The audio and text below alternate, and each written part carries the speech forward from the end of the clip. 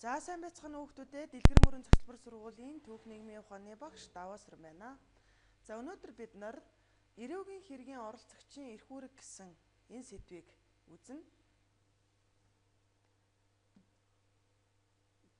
За бид нар өмнө нь бол гэрийн даалгаврыг багш нь өгтөө ер нь та олон нийтийн эрх ашиг зөрчигдөж байгаа хамгийн олон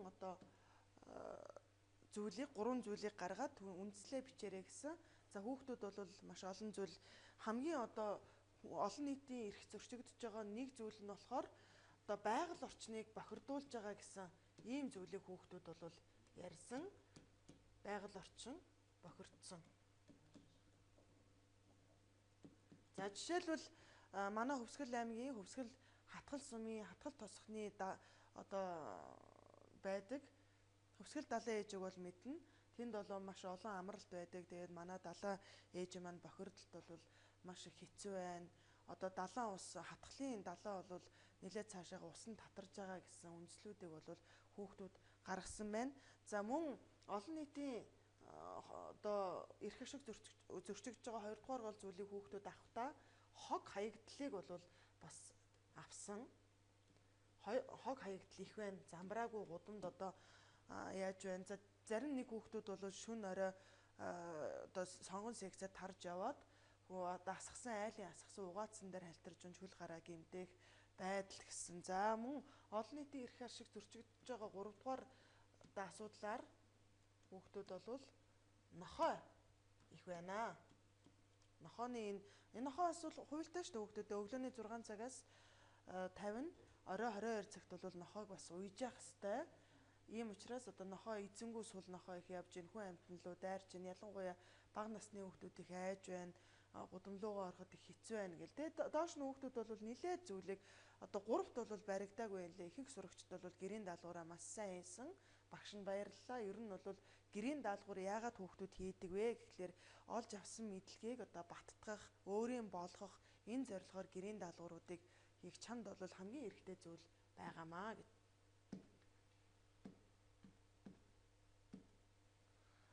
За чиний найз эс гудамжинд явж байгаад байтал нэг цагта гүйцэн ирсэн.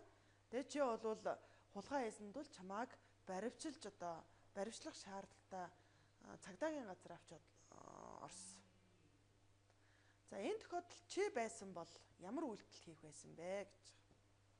Чиний найзыг бол ингээд аваад явцсан юм байна л цагдаагийн газар руу тий. Тэр чи байсан бол яах вэ гэж байгаа. За энэ дээр бол цөмөөрөө бичнэ. За багш нь энд бол 3 зүйлийг бичсэн байгаа. Нэгдүгээрт цагдаатай ярилцсан. Таны цол хэрэг юм юу байна? Таны хийнгдэггүй цагдаа нар бол энэ дээр юутай болсон байх шүү дээ. Нэр нь байх хэвээр, цол тэмдэг нь байх хэвээр тэрийг та яагаад намайг ингэж асуух эрх нь бол чамд байгаа аахгүй юу? Хэрвээ цагдаа чиний өмнөөс хариулахгүй байх юм бол тэр цагдаа хууль зөрчиж байна гэсэн үг. За дараа нь ямар хэрэгт би буруутгагдж байгаа юм бэ? Би ер нь яасан юм бэ?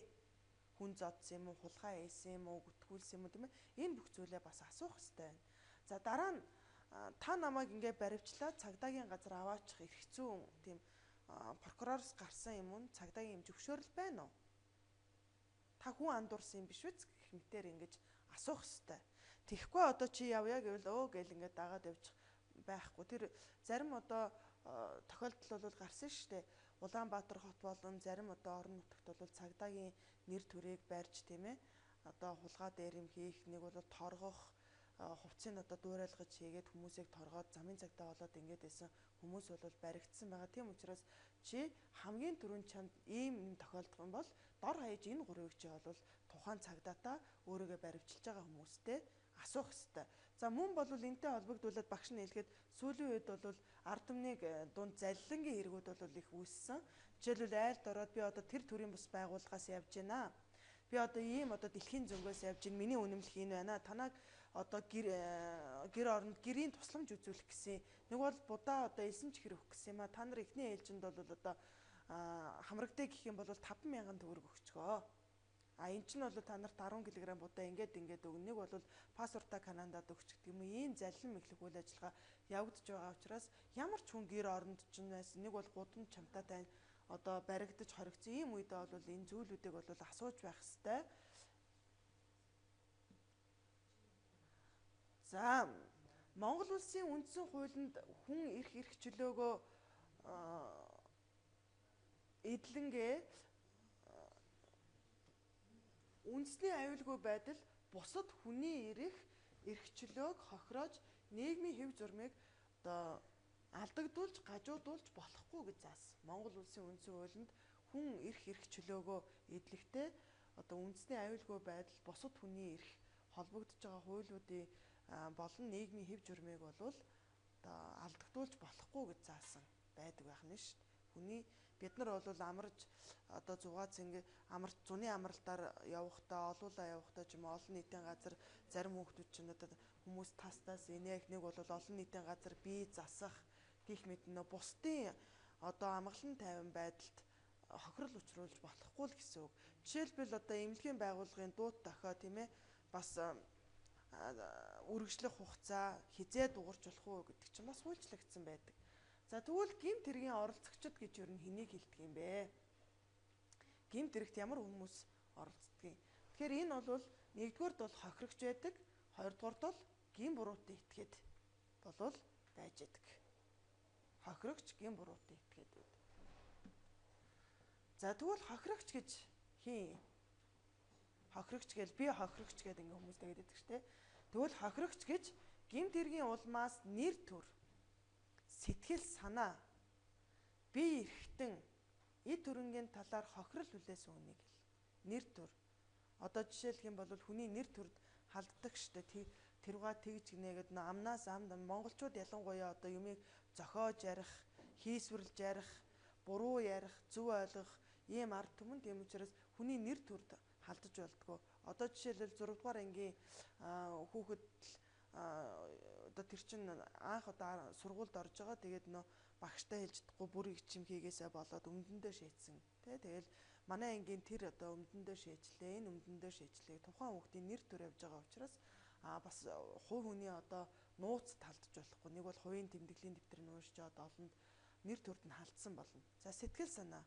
Үнэхээр одоо сэтгэл санаагаар унсан, түүнд одоо нөлөөлсөн тийм ээ ийм одоо хортой зүйлүүдийг хийж болохгүй. За би эрхтэн тийм ээ хүний гар хөл тэгэл одоо үс бүхэл юм орно би эрхтэнд. За дараа нь эд хөрөнгө машины одоо тол тий дугуй хулгай их гэл эд хөрөнгөтэй холбоотой байшин сав энэ бүх зүйлүүд орно тий хохирол тэр хүлээсэн хүнийг л одоо хохирогч гэж хэлээд байгаа юм. Сэтгэл санаагаар хохирч болно, нэр төрөөр хохирч болох нь, бие эрхтнээр хохирч болох нь, эд хөрөнгөний талаар хохирол хүлээсэн ийм одоо хүнийг л хохирогч гэж хэлээд байдаг юм байна л да. За дараа нь за хохирогч бол дараах эрхийг эдэлдэг. За нэгдүгээрт бол нотлох баримт гарган шалгуулах эрхт. Жишээлбэл одоо энэ л миний имийг авчих шиг боллоо. Миний цүнхний ойролцоо сууж исэн. Би энийг л шижгэлж байна. Энэ үнийг шалгаж өгөөч гэх эрх нь бол байж д. За дараа нь бол дав заалдах гомдол гаргах эрхтэй. Жишээлбэл тэр анхан шатны шүүх хурлаасаа сум сумын дундын шүүхээс аймаг нийслэлийн шүүх тэгээд улсын дэд шүүхтлөө холбогдох одоо шүүхт бол дав заалдах, гомдол гаргах, тайлбар гаргах ийм эрхтэй. За дараа нь мөрдөн байцаагч прокурор шүүгчээс бол татгалздаг. За энэ одоо мөрдөн байцаагч ийм үүднээс энэ миний нөгөө талд бол үйлчлээд байна. Энэ прокурор тийм хамаатан садан гинэ. Тийм учраас би эндрэсээ татгалзъя. Би өөр мөрдөн байцаагч авъя. Би өөр шүүгч авъя гэх эрх нь бол хохирогчд байдаг. За дараа нь дуудсан үед бол ирэх ёстой. Би ямарваа нэгэн одоо ажиллаар тэнд явж ийн хэрвээ энэ гадагшаа дотгошоо явах ямар нэгэн арга гэртэ тохиолдсон байвал 3 хоногийн өмнө юм уу тухайн одоо шүүгчтэй бичгээр биеэрээ очиж мэдгдсэн байх ёстой. За дараа нь бол хэргийн талаар баримтыг задруулахгүй байх ёстой. Би одоо тэгсэн чинь тэглээ тэр шүүгчдэр байгаа ч гэдэг юм уу тийм ээ. Зарим хүмүүс ч одоо нилээд их задгай яриад байдаг. Ийм учраас тухайн нөгөө талынхаа гэмт хэрэгтэй холбогдож байгаа тэр хүмүүнийгээ зөв бурууг нь одоо тогтоогоогүй байхад буруутай мэтээр ярьж хүний нэр төр сэтгэл санаанд бол бас халдаж болохгүй байх нэ. За дараа нь хэргийн талаар үнэт зөв мэдүүлэг өгөх хэрэгтэй. За энэ бол манай энд бол хамгийн чухал үнэн зөв мэдүүлэг өгөх хэрэгтэй. Энэ бол тэдний оройд тэгсэн ийм учиртай гэдгийг ийм зүйлүүдийг бол маш сайн. Энэ бол хохирогч эрх хэдэлдэг, өөрөг хүлээдэг. За тэгвэл шижигтэн яллагчийн эрх гэж юу байдгийг? Шижигтэн яллагдагч бас эрхтэй. Нөгөө талч гэсэн заавал хохирогч одоо эрх үүрийг эдлэнэ гэсэн юм бол байхгүй юм, тийм ээ.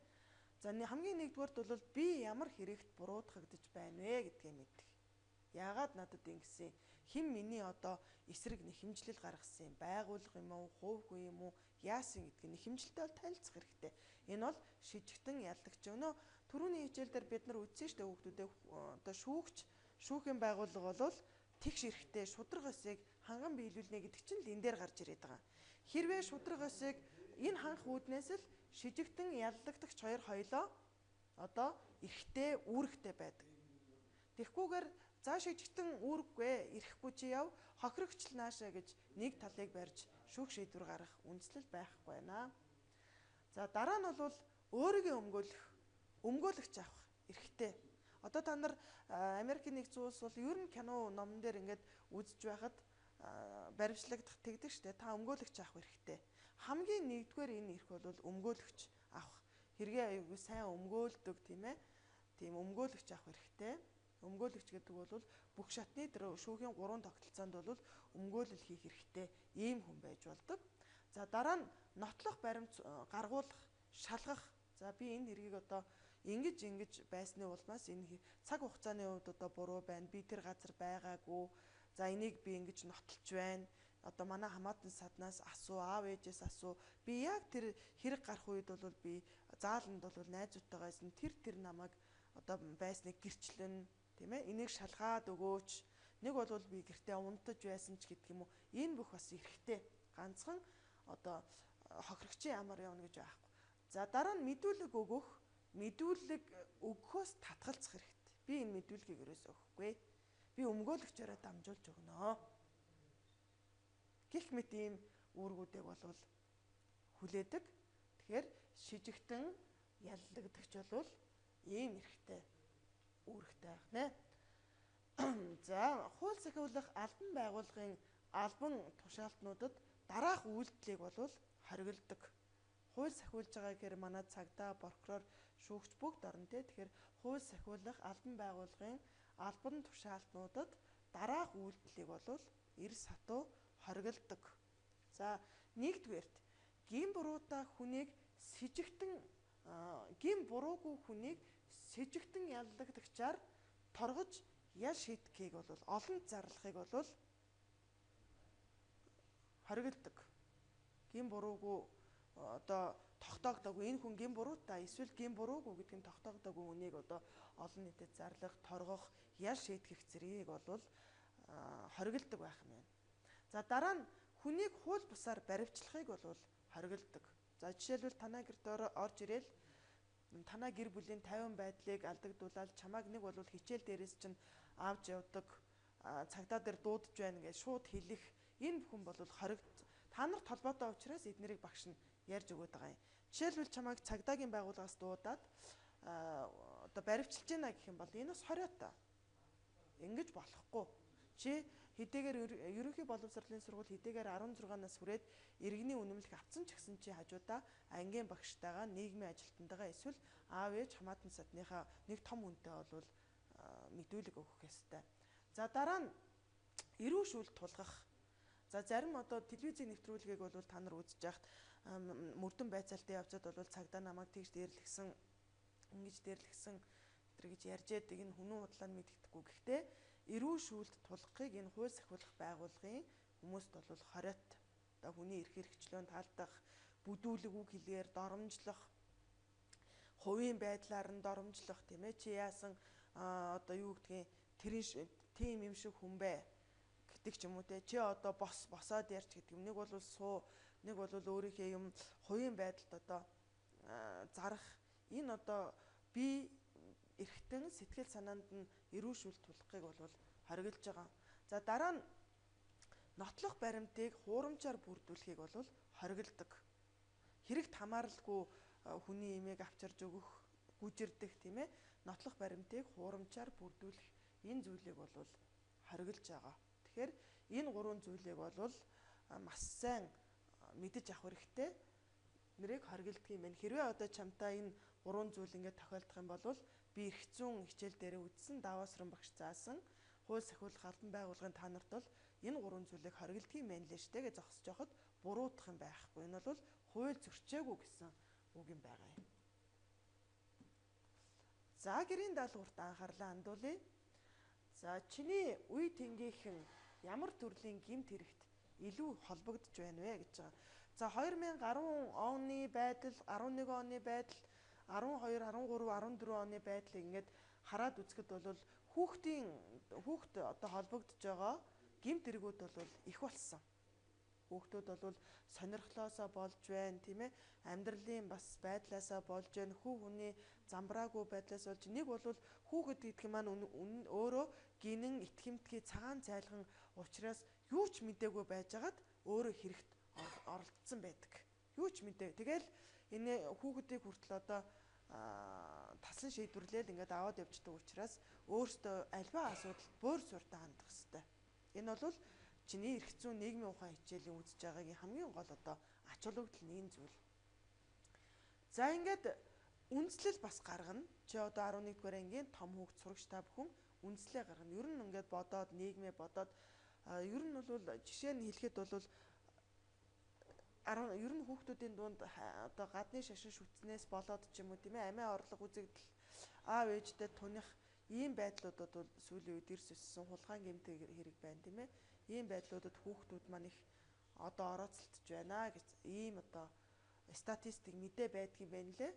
За дараа нь даалгаврыг хийхдээ сурвалжгүйгээ 184-р хуудасны диаграммыг чиг баримжаа болгоод за энэ тухайн одоо 184-р хуудсан дээр гарсан зүйлийг 2015 онд тулгаад холбогдох нийгмийн ажилтнуудаасаа мөн одоо цагдаагийн байгууллагын хүүхдийн төлөөлөгчдөөс асуугаад ер нь манай аймаг орон нутаг сумдад ямархуу гэмт хэрэг байдаг юм бэ.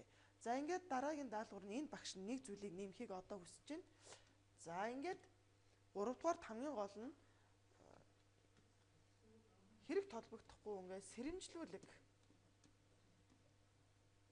найзуудтай бичнэ. Найзуудтай сэрэмжлүүлэг бичнэ. Одоо цөмөрөө ингэхгүй бай, хамт олноороо амралт чөлөө цагаа зөв боловсон өнгөрөөе тийм ээ. Хүний имийг авахгүй бай, хүүхдийг бие энийгээ дээрлэхгүй бай, бие энийгээ хүндэтгэлтэй хандъя гэсэн энэ шалгууруудын дагуу найз нөхдөд сэрэмжлүүлэг бичих болно. Даалгаврын хөлбөр юм байна. За анхаарал тавьсан хүүхдүүд та бүхэнд баярлалаа. Гэрийн даалгавраа бүгдээрээ хийж хэвшицгээе.